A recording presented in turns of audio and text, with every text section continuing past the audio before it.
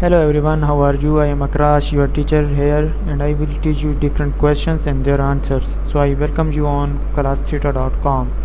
So our today's question is, what is the primary function of dynamic study module? Normalize student learning so the teacher knows what to focus in lecture as such what a student already knows and where he or she may want to focus. Additional study allows students to collaborate with each other on assignment in mastering, giving students real life appropriation for the concept they are currently learning in class. Submit request. Answer part P. What is the created to as dynamics study module? And answer the question is, the primary function of dynamic study module is assess what a student already knows and where he or she may want to focus. Additionally, study dynamic study the module are designed to adapt to each student learning needs by assessing their knowledge and directing them to focus on areas where they need more practice or review.